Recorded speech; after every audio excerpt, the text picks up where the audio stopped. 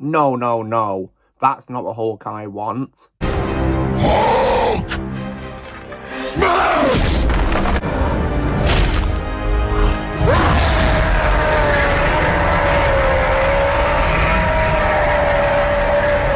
This is the Hulk I want.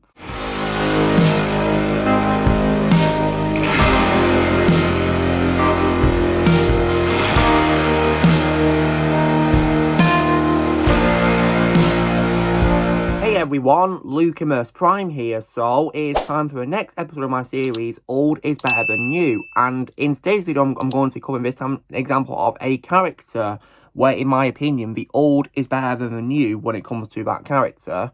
And this character is actually a Marvel superhero, and I'm specifically talking about this portrayal of a character in movies of a shared universe, which of course is known as the Marvel Cinematic Universe.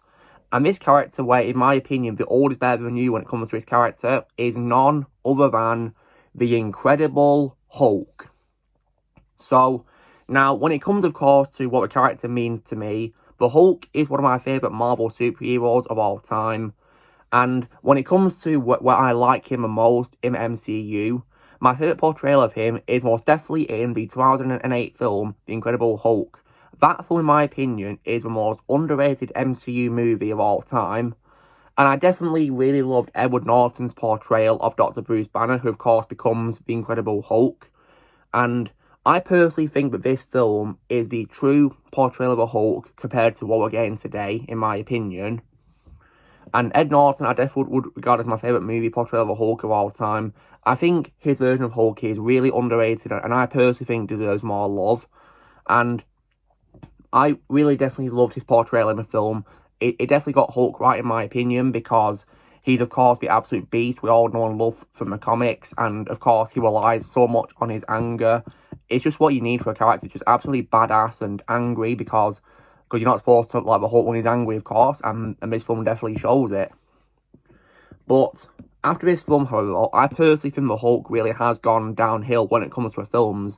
I'm not going to be talking about TV shows or video games, because I personally think the Hulk indoors is still going strong thanks to the amazing voice performance by Fred Tatasciore, who in my opinion is the greatest Hulk of all time. And he, of course, gets Hulk right compared to what we're getting today when it comes to Hulk in movies. So, when it comes, of course, to live-action films and live-action shows, which I've also heard nothing but bad news about recently, I personally think Hulk really has gone downhill, because following on, of course, from his first appearance in the Incredible Hulk movie, Bruce Banner, of course, returned in the first film of the Avengers films, which, of course, was Avengers Assemble, or the Avengers we want to call it.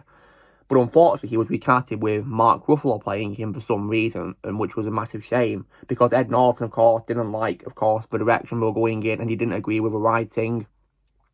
Which is true to lots of Ed Norton's projects, because he's been known to disagree with lots of producers on making films, and this is actually one of them. But knowing what the Hulk's become, I can see why he didn't agree to return, because I personally think he would have been screwed over a lot. When it comes to Hulk's first portrayal by Mark Ruffalo, I personally thought he was just, decently good, in my opinion, in his first two Avengers movie appearances. And I say this because, thankfully, when he, of course, becomes the Hulk in the films, while he, of course, has a different appearance because he's played by a different actor, I still appreciate that we got Lou Ferrigno to voice the Hulk in those films, because Lou Ferrigno definitely does a really amazing job voicing the Hulk after he, of course, played him in the live-action show. And he, of course, got to voice him in first 2008 film, and then, of course, in these Avengers films. So I personally think the Hulk was tolerable in those films because Lou Ferrigno voiced him. But then, I think he began to go downhill a lot more in Thor Ragnarok, because he, of course, returned and played once again by Mark Ruffalo.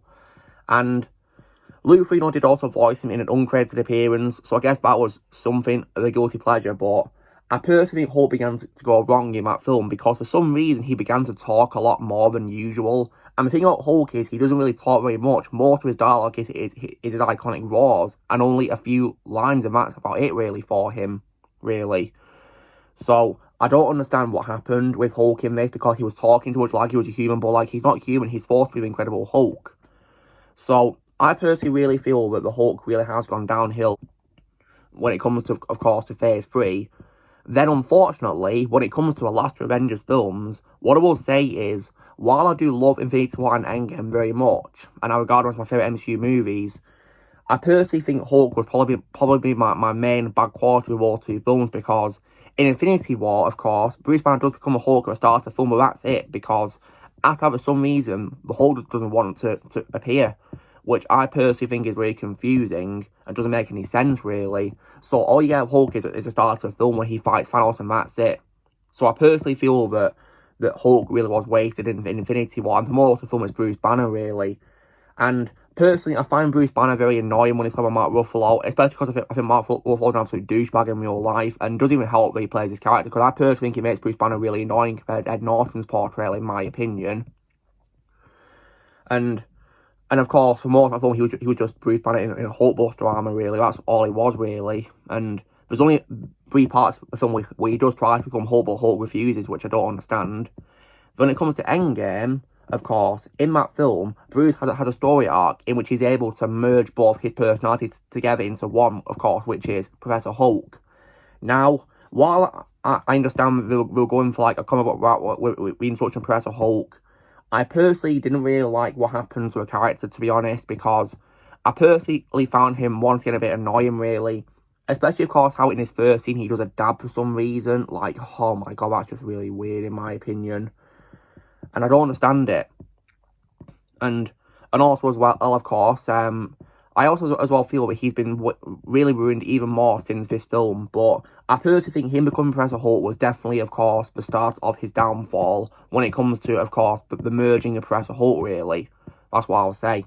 Because after Endgame, of course, Bruce Banner then, of course, appears in Shang-Chi: The Legend of the Ten Rings. And I say Bruce Banner because, get this, guys, despite merging personalities, he's able to somehow turn back into Bruce Banner in Shang-Chi.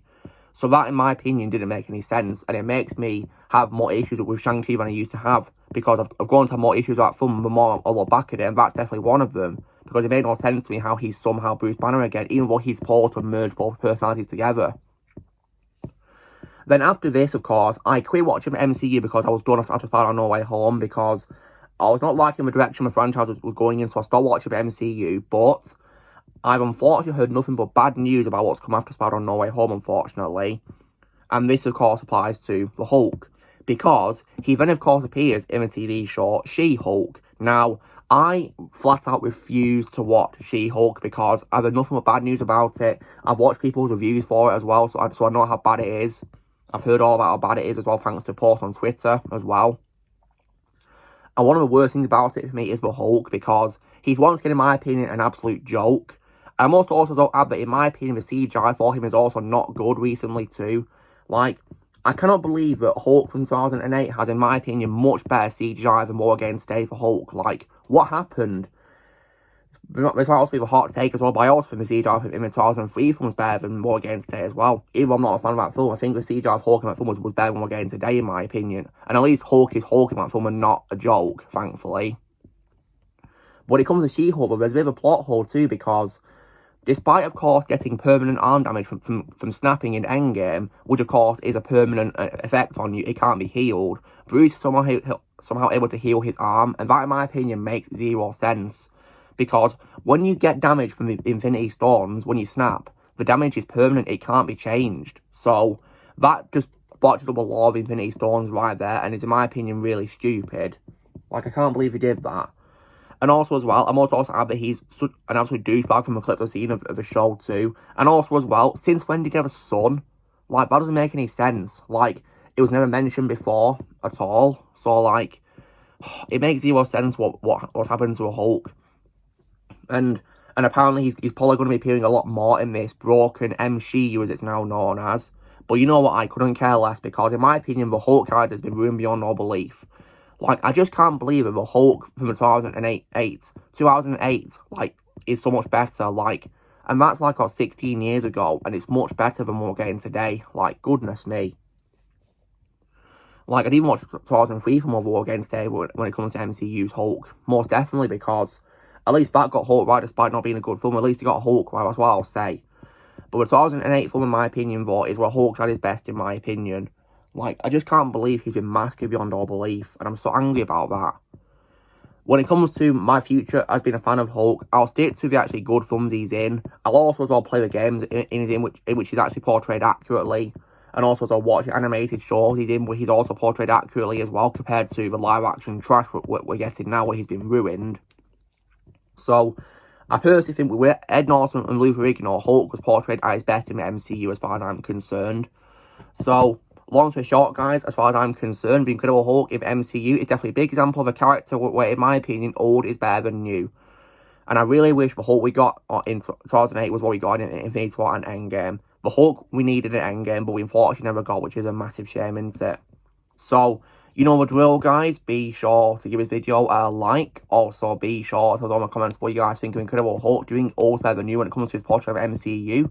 Let me know if you think in the comments below. Also, be sure to join Team Prime by pressing subscribe if it was coming in the future. And I'll see you all later.